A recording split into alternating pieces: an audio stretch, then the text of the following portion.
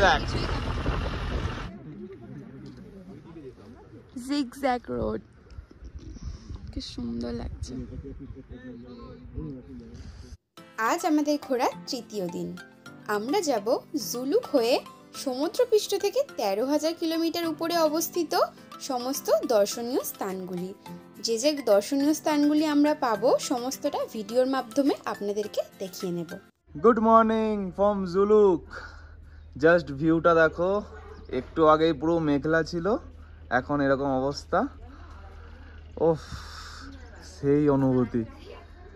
এত ঠান্ডা, এত ঠান্ডা, মানে কারেন্ট তো নেই। এই যে বাইরে এসে একজন মেকআপ করছে, ঠিক আছে, ঘুরতে যাওয়ার জন্য, কিছু করার নেই, কারেন্ট নেই, সারাদিন কারেন্ট নেই। এই যে একজন বসে, ঠিক আছে, অবস্থা খুবই খারাপ। বাইরেটা হেভি ঠান্ডা, হেভি ঠান্ডা। ভিউটা জাস্ট অসাধারণ। আমরা এবারে ঘুরতে বেরোবো, কিন্তু কারেন্ট না থাকার জন্য চার্জ দিতে পারিনি, জানি না কতটা কি দেখাতে পারবো, দেখা যাক। টাটা।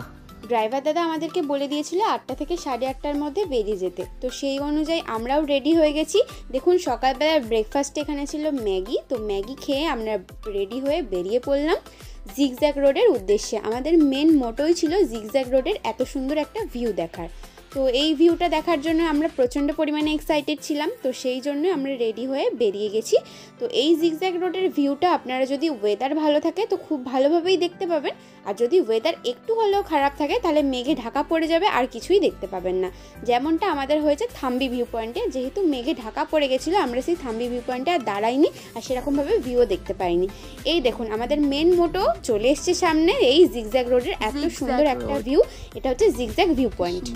প্রাচীন যুগে তিব্বত থেকে সিল্ক আমদানি করা হতো তমলুক পর্যন্ত বাণিজ্যের জন্য, তাই জন্য এর নাম সিল্ক রোড। ঠিক এই মুহূর্তটাতেই আকাশ পরিষ্কার ছিল এবং এত সুন্দর ভিউটা আমরা দেখতে পেয়েছি।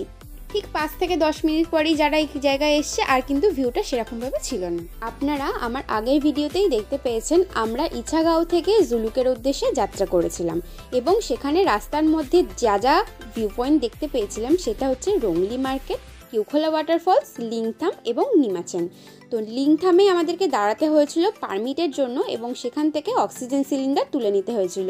অর্থাৎ সিকিম গভর্নমেন্টের রুলস অনুযায়ী প্রত্যেকটা গাড়ি পিছু একটা করে অক্সিজেন সিলিন্ডার মাস্ট, এবং অক্সিজেন সিলিন্ডার প্রাইস হিসেবে 600 টাকা করে পার গাড়িতে লেগেছে আমাদের।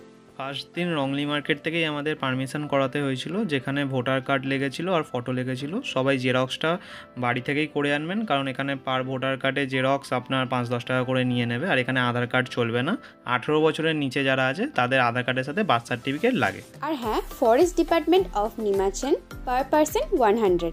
আমরা 3 নম্বর দিনে দেখে নিয়েছি জিগজ্যাগ রোডের view, Thambi view point, old Baba Mandir দেখবো, নাথাং ভ্যালি, তার সাথে আছে কুপুক লেক। তো চলুন আমরা ঢুকে পড়ছি এখানে বরফের রাজ্যে। তৃতীয় দিনের পর্বে আমরা এখানে দেখে নিয়েছি জিগজ্যাগ রোডের ভিউ, থাম্বি ভিউ পয়েন্ট যেখানে আমরা দাঁড়াতে পারিনি ওয়েদার খারাপের জন্য। এখানে যদি ওয়েদার পরিষ্কার থাকতো তাহলে কাঞ্চনজঙ্ঘার ভিউ আপনাদেরকে পরিষ্কারভাবে দেখাতে পারতাম এবং আমরাও দেখে নিতে পারতাম। তো এটা সমুদ্রপৃষ্ঠ থেকে 11,200 ফিট উপরে। তো এই থাম্বি ভিউ পয়েন্ট হয়ে আমরা এবার এগিয়ে চলবো, যেটা পড়বে আমাদের ওল্ড বাবা মন্দির, নাথাং ভ্যালি এবং কুপুক লেকের দিকে। তারপর এইসব দেখা শেষ করে আমরা চলে আসবো আবার পাদামচেনে, কারণ পাদামচেনে ছিল আমাদের 3য় নম্বর দিনের রাত্রিবাস। জানুয়ারি থেকে মার্চের মধ্যে আসলে এখানে পুরো বরফে ঢাকা থাকে এবং এই পর্যন্তই গাড়ি বন্ধ থাকে। এরপর আপনাদেরকে আবার ফিরে চলে যেতে হবে। যেহেতু আমরা এপ্রিলে গেছি তাই জন্য আমরা অনেকটা অংশ দেখে নিতে পেরেছি। তো এরপর আসছি ওল্ড বাবা মন্দির। ওল্ড বাবা মন্দিরের উচ্চতা সমুদ্রপৃষ্ঠ থেকে প্রায় 13,000 ফিট। এই ওল্ড বাবা মন্দিরে যে সিঁড়ি আছে এর উপর থেকে আপনারা আস্তে আস্তে উঠবেন, এবং এটা জানুয়ারি থেকে মার্চের মধ্যে পুরো বরফে ঢাকা থাকে। দেখুন অনেকটা বরফ এখানে সিঁড়ি থেকে উঠতে উঠতেও আপনারা দেখতে পেয়ে যাবেন। আপনারা যে সিঁড়ি দিয়ে উপরে উঠবেন, যেহেতু অনেকটা উচ্চতা আছে তার জন্য আপনারা হাঁফিয়ে যেতে পারেন, তো আস্তে আস্তে সিঁড়ি থেকে ওঠাটাই ভালো। মন্দিরের ভিতরে এমন কিছু জিনিস আছে যেটা উনি ব্যবহার করতেন। তো নিত্য প্রয়োজনীয় জিনিসের মধ্যে যেরকম ওনার ইউনিফর্ম আছে, জুতো আছে, বা যে যে জিনিসগুলো উনি প্রয়োজনে ব্যবহার করতেন সেগুলো সমস্ত কিছুই সাজিয়ে রাখা আছে। কথায় আছে যে বাবা হরভজন সিংয়ের যে জায়গাটা আছে ওখানটা প্রত্যেক দিন খুব সুন্দরভাবে রাত্রে গোছানো থাকে, এবং পরের দিন সকালবেলায় আবার এলোমেলো হয়ে যায়, যাতে করে বোঝা যায় যে ওখানে কেউ একজন আছেন যিনি ওই জিনিসগুলো ইউজ করেছেন।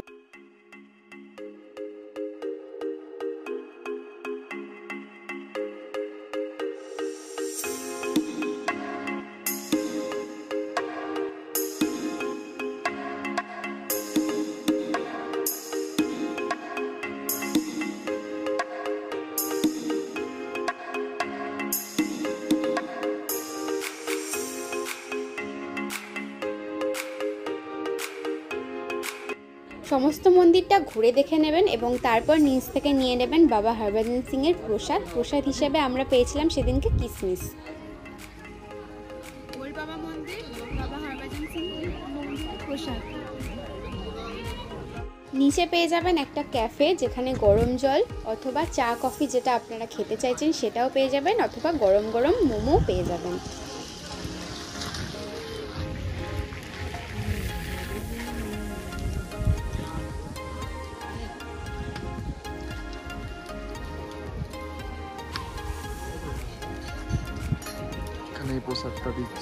আমরা ওল্ড বাবা মন্দির দেখে এবার আস্তে আস্তে নিচের দিকে আসবো। নিচের দিকে আস্তে আস্তে আমরা দেখে নিয়েছি এই কুপুক লেক।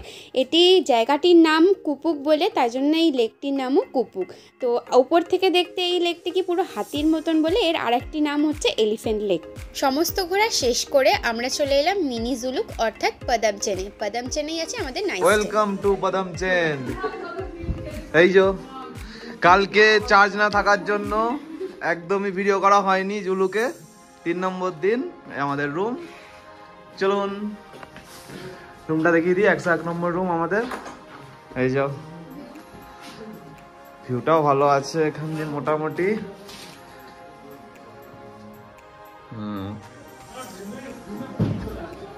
টয়লেটটা দেখে দাও। টয়লেটটা পারফেক্ট পারফেক্ট। জুলুকের থেকে অনেক ভালো, ঢের ভালো। এই যে আমার এই যে আমাকে একবার দেখে নাও। এই যে জুলুকের থেকে অনেক ভালো। জুলুকে কালকে সারাদিন কারেন্ট পাইনি, প্রচুর ভালো। পদামচেন এখানেই থাকলে ভালো হতো, খুলেছিল ঠিক আছে। ঠান্ডার জন্য কারেন্টটা না পেয়ে একটা ফোন চার্জ হয়নি। আজকে ভালো করে ভিডিওই তুলতে পারিনি, কতগুলো শুট মিস হয়েছে। কালকে ভিডিও নেওয়া হয়নি সব জায়গায়। ঠিক আছে বল, গরম পাইনি। কানের গোড়া এমন খাবি না। আমাদের অমিত দা আমাদের ট্যুরটা অ্যারেঞ্জ করেছে এসডি হলিডে। খুব সুন্দর ঘুরেছি 3 দিন ধরে। আগেও এখনো ঘোরা বাকি আছে।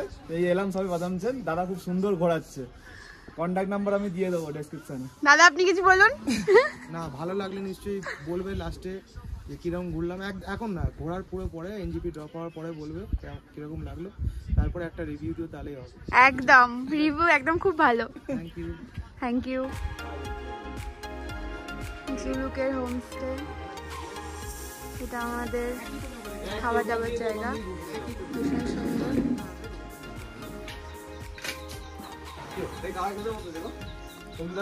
হ্যাঁ আমাদের ছাড়া বসে গেল, কোথায় গেল সঙ্গীতা? তুমি আমাদের ছাড়া বসে গেলে।